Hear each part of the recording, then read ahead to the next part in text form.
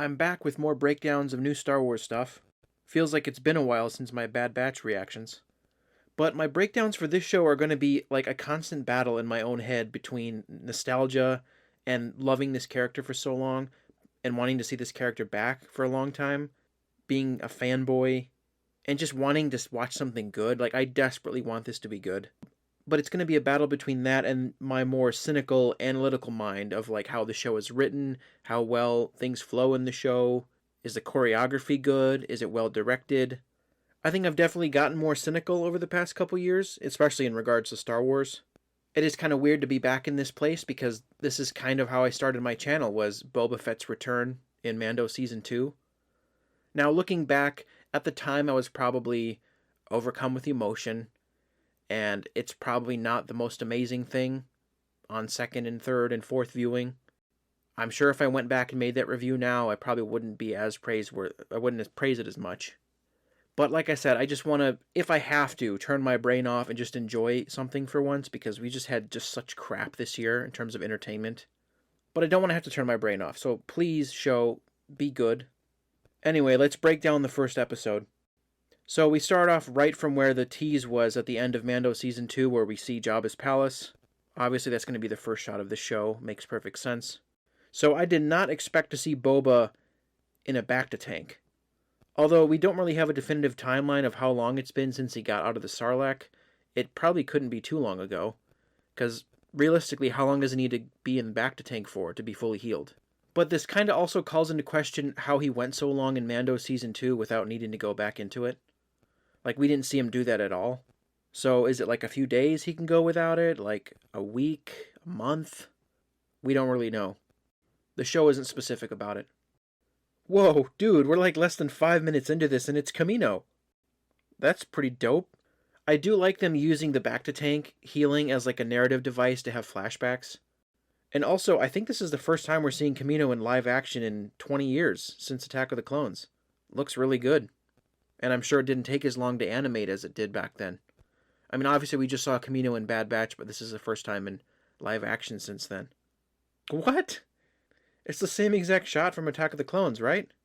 I actually can't tell. I'm not sure if this is just pulled straight from that scene on Geonosis, or if this is redone with a new kid actor. I really can't tell. At the end credits it says Daniel Logan, so I think some of that is the old shot. But obviously Daniel Logan is much older now, so he couldn't play this part again, or at least not that young. I do hope to see him at some point in the show as, like, young adult Boba. But this shot right here of him holding Jango's helmet, that's definitely new. That wasn't in Attack of the Clones. Okay, so I was kind of losing my fanboy mind at this part. As soon as I saw this shot, I was like, yep, we're in the Sarlacc. I couldn't believe I was actually watching this scene. This is a scene that fans have wanted to see for, nearly 40 years? And this is a scene that George Lucas wanted to film and put at the end of Return of the Jedi, but he ended up not putting it in. I still remember being a kid and writing some dumb fan fiction about this scene and how it would play out. Granted, they did it their own way here, and it's been interpreted a million different times in fan art. There's that YouTube fan film of them escaping the Sarlacc.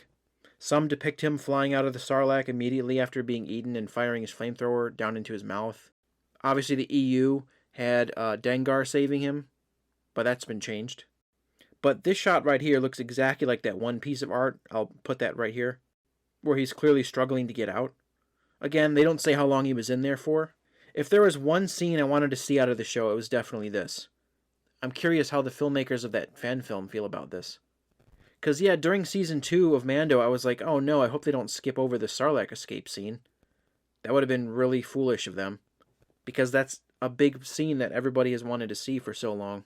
Maybe not everybody, just people that... I mean, Boba Fett has a cult following, and I understand the people that are, like, cynical about the show. I totally get it. Because Boba Fett was really not much of a character, but I think a lot of us saw the potential of him as a character. And he just wasn't... He didn't live up to the potential for the most part. I think in Clone Wars, he was... his character had more depth added to it. So we wanted to see that happen in live action. And of course, the actor that played him originally died last year, but now we got Tamora Morrison playing him, which is really cool. I'm so happy for the guy that he gets to play him now after playing Jango. I was a little bit confused by the scene, though. Like, where did Boba rip this tube out from? Do stormtroopers have, like, air hoses inside their suits? Because it would make more sense if it was a TIE pilot, you know, with the two black tubes that stick out that they need to breathe with because TIEs have no oxygen in them. But I have no idea where he pulled this out from. And he just kind of shoves it under his helmet to breathe. Which is kind of weird because I feel like, doesn't the Sarlacc digest you over 1,000 years? You think it would provide you with oxygen so you stay alive for as long as possible? I don't know, that whole scene was kind of creepy too, with like the stormtrooper stuck against the side. It's kind of crazy after all this time we finally have seen it done in official canon. It shouldn't have taken this long to be actually put to film, but it did. He just punches through the flesh of the Sarlacc and lights it up. That's so cool. I'm sorry, I don't even care. I was freaking out at this scene. Call me a shill, a nerd, a blind fanboy. I don't care. This scene is one I've wanted to see for a long time. And there it is, the wreckage of Jabba's sail barge. You know, one little gripe I have about this part is, judging by the explosion in Return of the Jedi,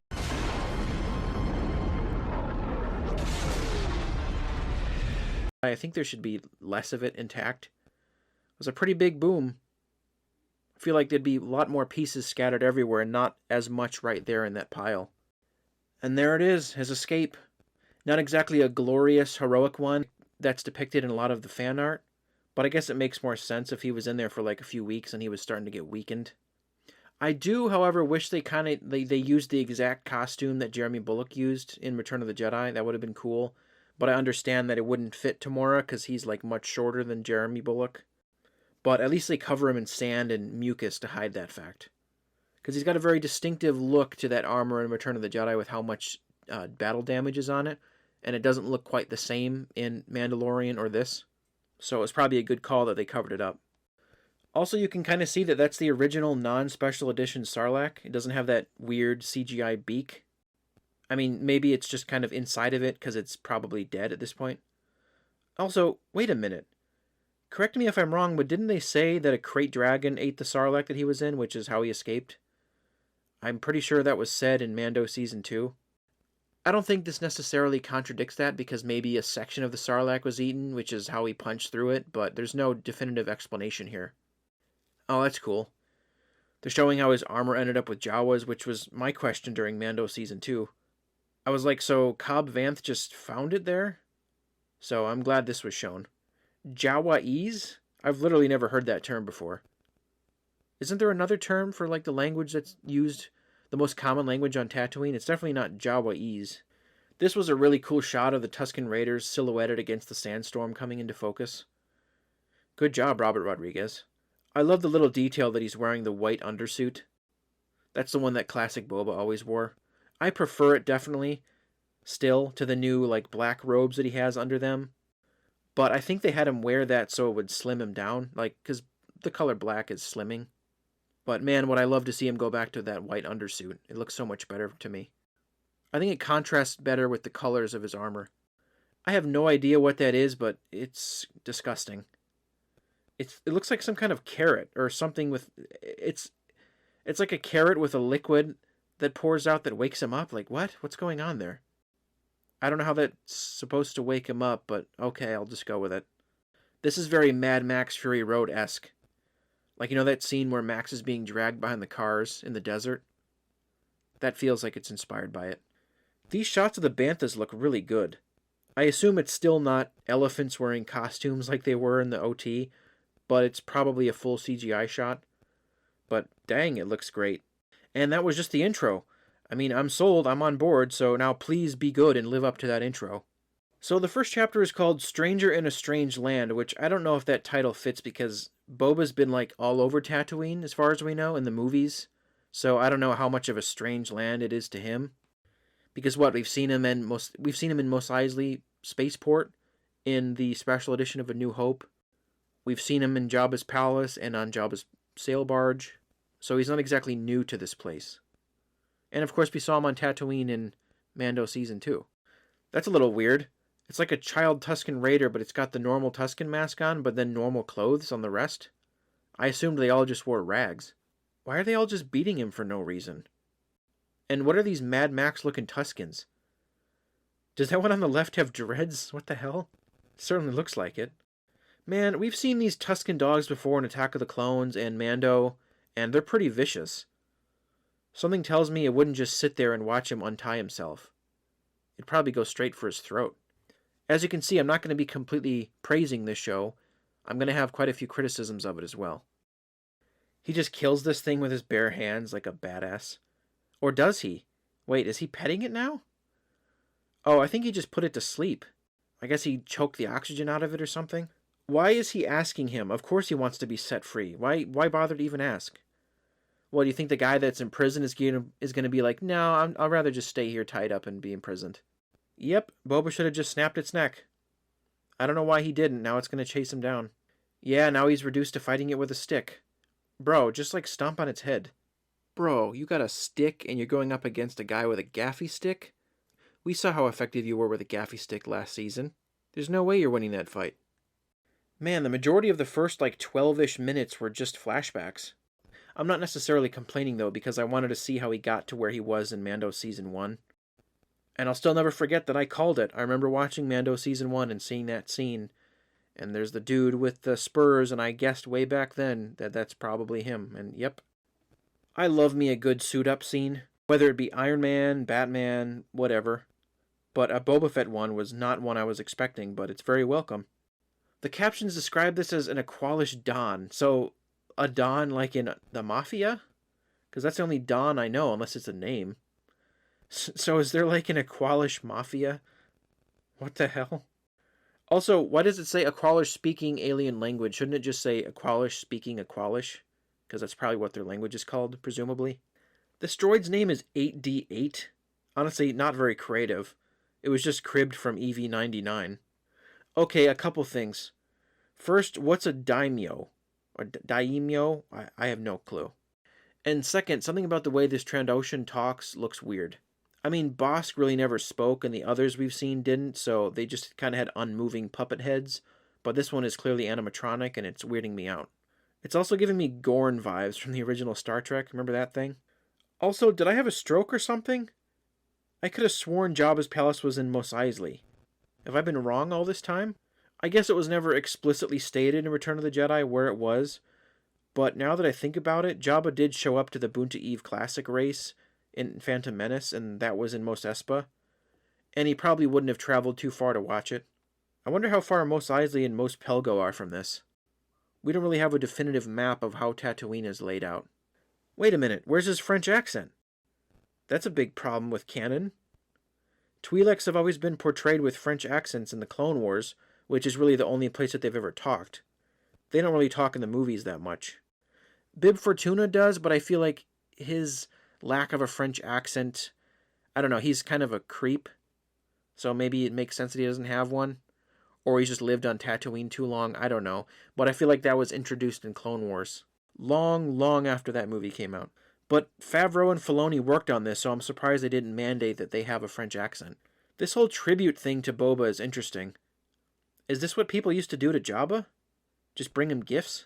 Actually, probably they did, because remember, Luke presented C-3PO and R2 as a gift to Jabba in Return of the Jedi. Now, what does she mean that Jabba would have fed him to the menagerie? What menagerie? Isn't a menagerie like a group of several beings? I think that's what the definition of a menagerie is. It's like a bunch of things, not just one. But the only thing we knew of that would eat people was the Rancor. So why not just say that? Why not just be like, he would have fed you to his Rancor? Or his pet? I don't know what she means by menagerie. Okay, Lord Fett is just weird. I don't know how to feel about that. Because Jabba wasn't Lord, was he? Was he ever referred to as Lord Jabba? Maybe he was and I'm just forgetting about it? Dude, that Gamorrean makeup looks so good. Like, honestly, leagues better than in Return of the Jedi. Maybe that's blasphemy, but honestly, makeup and prosthetics have come a long way in the past 35 plus years. I'm just glad they're still using those methods and they aren't just fully CG. So he doesn't torture, but he sure will watch Vader torture Han on Cloud City.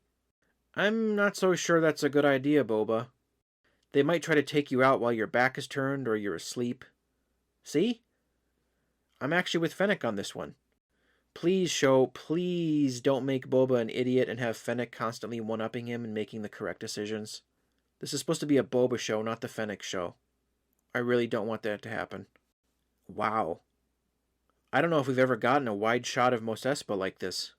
There might have been one similar in Phantom Menace, but this gives us a good look at the whole place. If I had to bet, this probably came from old concept art from the Phantom Menace days. I gotta say, I'm not a big fan of these. Nothing about them screams Star Wars to me at all. They're just dressed up Boston Dynamics robots. It looks too much like something out of our modern world to fit in this universe. Ah, so that's how Hutts got around. I always wondered how they justify in-universe why Jabba looks basically like a permanent fixture in his palace. And in reality, of course, he is because he's a puppet with several people inside. But having it so that people just lift you on that platform and carry you around makes perfect sense. And I've never heard that term. It's called a litter. That thing that they carry like royalty around is a litter. I've never heard that. This frame of the show basically sums up what these Disney Plus Star Wars shows sometimes do too much, to their detriment. It's too many member berries. Like this whole shot, you have the guy on the flute thing to the right, and then you have what looks like Max Rebo, and then the caption says playing Cantina theme variation. I mean, it's cool that they made a new Max Rebo puppet, but did he need to be here? Also, isn't he dead? Didn't he blow up on the sail barge? It's weird, it's like him and Bib Fortuna both survived that somehow. Although I think I do recall a weird EU story of him surviving and like starting a new life, which this is probably paying homage to. I don't know anything else beyond that. Maybe it's not Max Rebo, maybe it's a relative, I don't know. But he looks cool. Sometimes I feel like this show just gives them an excuse to revisit and like remake some of those old puppets, and you're like, well, we made this for fun, so let's throw it in somewhere. Hey Boba, there's your protocol droid you said you needed for translations. Just take that one. You're a crime lord, dude. You can demand he works for you. I'm like 95% sure that's the Star Tours droid. Is that a drumming astromech droid? Okay, I don't even care. That's kind of amazing. Also, lest you forget, the canonical term for the music they are playing here is called jizz. Not jazz, jizz. Yeah, thanks EU. I remember hearing about that years ago. One of the funniest wiki pages of all time. Somebody had the bright idea to come up with something called jizz for the music that they play. It's pretty dumb, but as a meme, it's pretty funny. Hey, so they're still doing the sexy Twi'leks.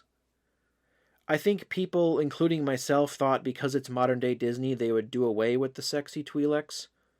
Even though there's a canonical reason for why they dress the way they do. Something about like they have to breed with like as many people as possible or something. I don't know the full details about Twi'leks in the canon, but whatever. Like, I think most of us thought there's no way they'd do Darth Talon, because we've all seen the art of Darth Talon. I mean, George Lucas admitted he designed her that way because she's smoking hot. I mean, all the Twi'leks in Star Wars have been super hot. I mean, look at Ayala Secura. So I guess the Disney thing didn't actually affect it. I mean, obviously it wouldn't affect the plot, I don't think, if they changed it, but come on, we all love Twi'leks. You ask 100 male Star Wars fans what their favorite species is in Star Wars, and I'm sure that 95 of them will say Twi'leks. I mean, what are you going to do? Having them clean their helmets is a weird courtesy. That's never been a thing. Is it like the Star Wars equivalent of someone coming up with a hanger and taking your coat to hang up? Hosed down and fed. Are Gamorreans actually treated like pigs? No, stop with the Lord Fett thing, it's weird. I don't like it. I know currency is not something we've seen much of in Star Wars, but usually when we do see it, it's all like rectangular flat bars. At least that's what Republic credits look like, and I think that's what they looked like in the OT. In that scene when Han was like collecting boxes of what we assume is credits. I don't remember if we actually get a look inside, but I think that we do, and it's rectangular pieces. And there were even rectangles in Mando. But here they're all circular coins. But I'm guessing it's different depending on which part of the galaxy you're in. This line was in all the trailers and it still confuses me a little. He says Jabba ruled with fear and he's going to rule with respect, but why? Is he embracing some like old Mando traditions now or something? He was always just ruthless. Heh, if that ain't the truth of current day planet Earth. This guy just jumped off a random roof. And where did these guys come from? They could have built up these guys sneaking up on them a little bit, but they just kind of appear out of thin air. This seems exceedingly dangerous, Boba. You're going to fire your wrist rocket that close to yourself? You realize the splash damage on that thing, right? Why would you do that? That's like a piece of your equipment you use all the time. You should know that. And where's your blaster? Shoot at their feet. Shoot in between the shield. There's a little space for their hand that's exposed. You can hit their hand. And he's a good shot from what we've seen, so he could easily make that. God, I really don't want this show to make Boba dumb to service the plot. I mean, look how close that was to himself. He could have got injured by shrapnel. That seemed like a really stupid decision. I mean, it could have been a panic decision that he just did and didn't think about it, but I don't know, man. Boba, you have a jetpack. Fly out of there. What are you doing? Are you out of fuel in it or something? Also, what is the goal of these shield guys? What are they trying to achieve? None of them have blasters, only electrostaffs. So they don't want to kill him, so what is their plan? Are these just random Gamorreans that decided to fight, or are these supposed to be the same ones from earlier that pledged their allegiance to Boba?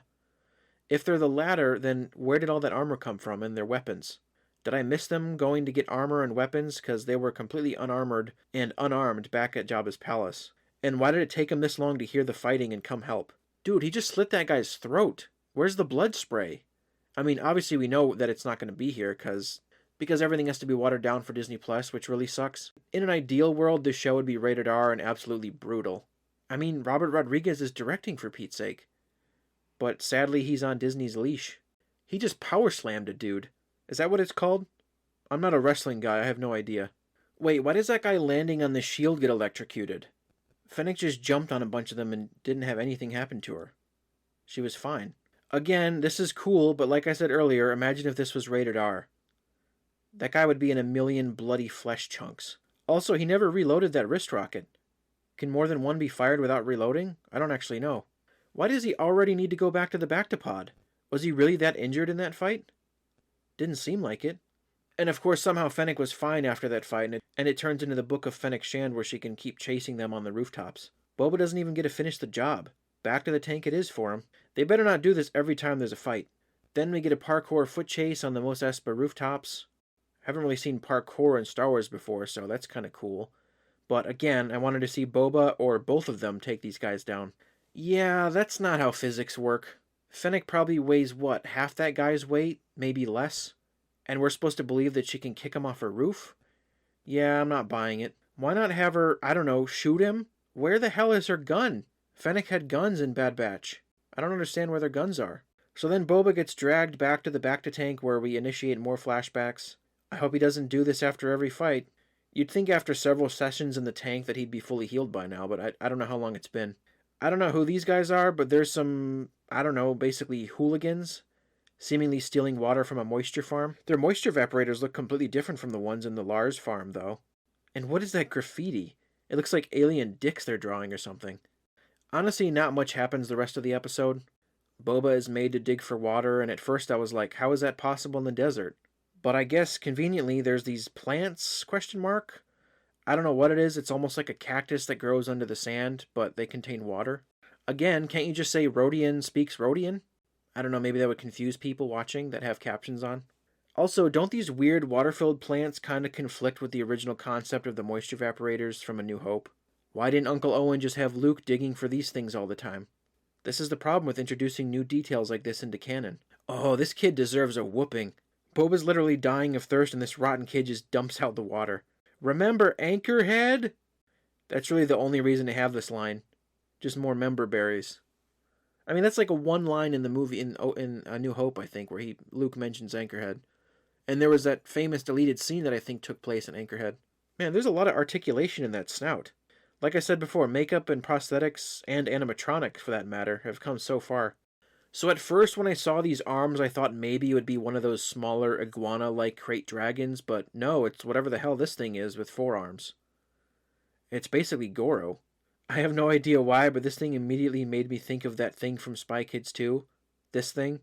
It's funny because Robert Rodriguez directed that too.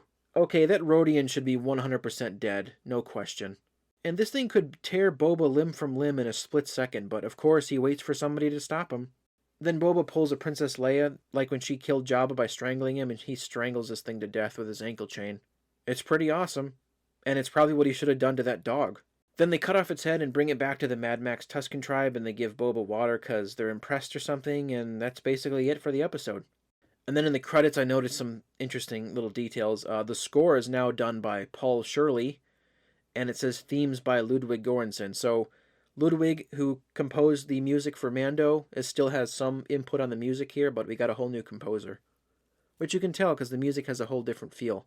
But I was like kind of anticipating, waiting for the da da da da da da da da. I mean, because the show just feels like Mando season 3 because it's just another guy in Mando armor. And honestly, it feels like they wanted to do a Boba Fett thing from the beginning, but they ended up doing something different first. I'm sure this was adapted from the movie too. This was gonna be a Boba Fett movie, which this probably has a lot of those ideas still there. Anyway, that's all the notes I had for this episode. Overall, I think it was a solid premiere. I had some problems with it. Like I said, I pointed a lot of them out in the fight scene.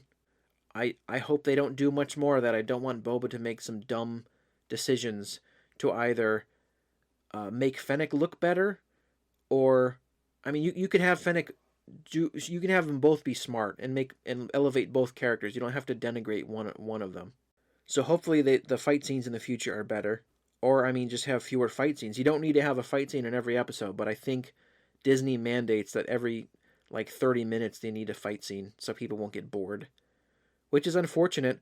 I guess they don't think that their audience can't enjoy an episode that's, like, all dialogue, even though if it's well written, it can be enjoyable. There's 6 more episodes of this. For some reason, this is 7 instead of 8 episodes, which is usually the standard. And hopefully it doesn't have a bunch of filler like Bad Batch did. I don't want it to be, like, material from a 2-hour movie that's been stretched over the course of like 7 hours. But honestly, I have no idea what to expect. I wouldn't be shocked, and I don't know, although I don't know how I would feel about it. I wouldn't be shocked if they brought back Mace Windu, and then the story becomes a revenge story where Boba is like trying to kill Mace because he killed his dad. I could see that happening, because that's kind of the only interesting story you could do, I think, with Boba. That or something to do with Cad Bane. Because, like, they had a rivalry in the past. So, that would be cool if we got live-action Cad Bane and there was a... They could do the standoff that they were going to do in Clone Wars before that season was canceled. And that's how Cad Bane can die. Or that'll be a flashback, I don't know. Who knows, but I hope the show either maintains this quality or gets better. Let's hope it doesn't take a dump. But I'm going to be here reviewing all the rest of the 6 episodes and getting them out as quickly as I can. This one went on a little longer than I thought it would. So I will see you here, same place, for episode 2 for my breakdown. Thank you for watching, and I'll see you next time.